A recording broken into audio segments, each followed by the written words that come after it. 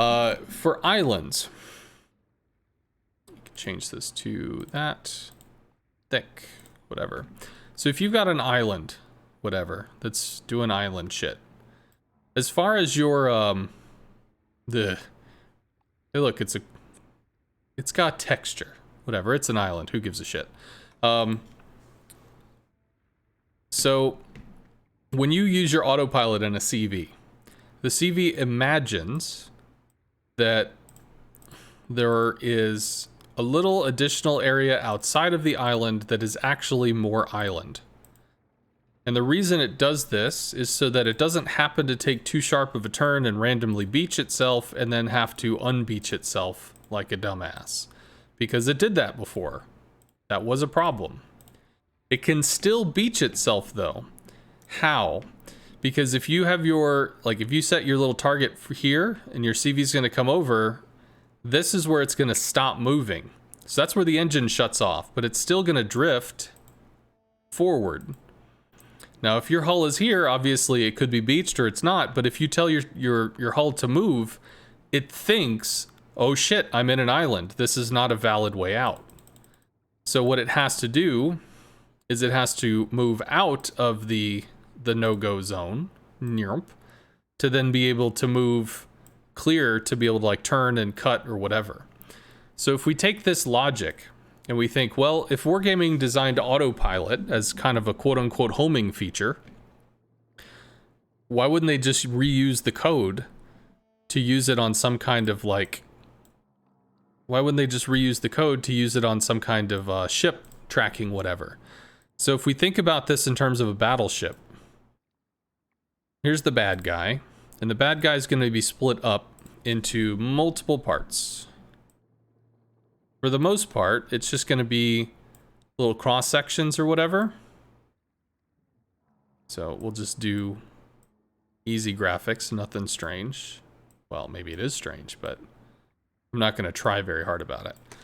So let's say that you're going to torp this section, and the torps are coming in from the side.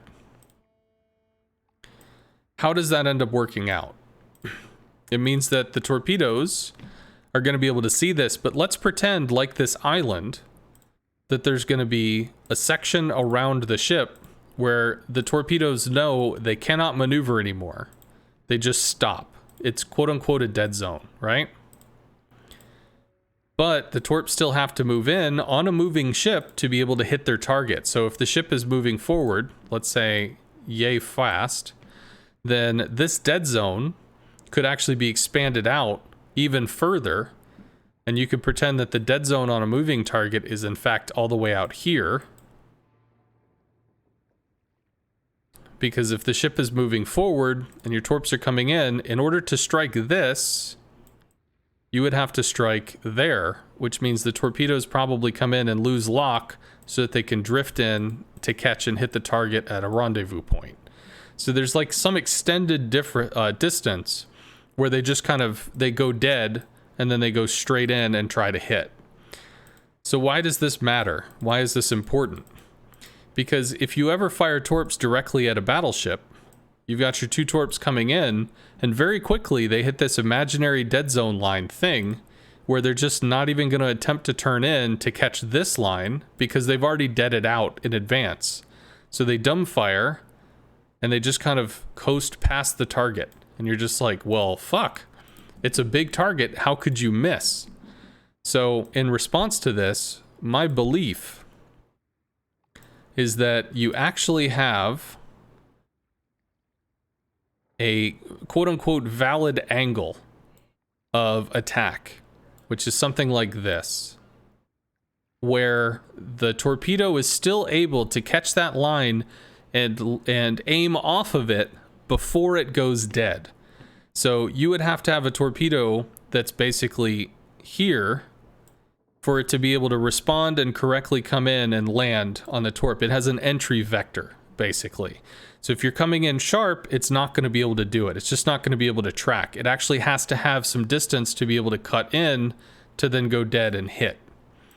So this is also the other reason why I keep throwing torps, some out here and some out here, because the battleship's going to angle to one of them, which means theoretically the other one should be able to catch the entrance angle and actually be able to strike. Another thing that's worthy of remembering is, let's say you have your ping here and the ship is going forward. These torps are going to be aiming ahead of the ship, so they could go dead. He just slams on the brakes and the torps just drift by. They miss. Well, having a double ping means citadel damage. That's cool. But if you start noticing that he's slowing down, you need to adjust your ping to a new place on the ship so that the torps will now go further down to then cut in at a later point to go drift in to strike at a lower piece. So maybe the ship continues to drift forward. Maybe it's not really hitting this area, but instead of having it try to lead so much, you actually bleed some of the lead off so that it can end up striking lower on the target. So you may have to adjust your ping dynamically, as opposed to just waiting for it to strike because magic homing magic. So I think this is actually a pretty worthwhile idea of how the torps are kind of working on that, as opposed to, just fuck it, just throw the torps. And I also think that because of this quote-unquote dead zone, you know, this area around it or whatever that just kind of like deadens out, well, if this is on a DD, I think it actually is correspondingly smaller. So the dead zone on that might be relative to a DD. So comparatively, because one is a smaller ship, it has a closer dead zone, which means it has more accurate torpedo striking because there's less to lead. You've heard torp stop tracking at 1 kilometer. I don't know if it's a hard number. It might be a hard number, but the way that people describe it, it may not. It just seems like torpedoes are much more capable of cutting in and doing last-minute maneuvers to try to strike in on a DD, as opposed to being very, very unable to turn in and strike on battleships. Because there's been a really common complaint. Like, I watched, I don't know, probably 6 or 8 hours of Gaishu playing subs in ranked.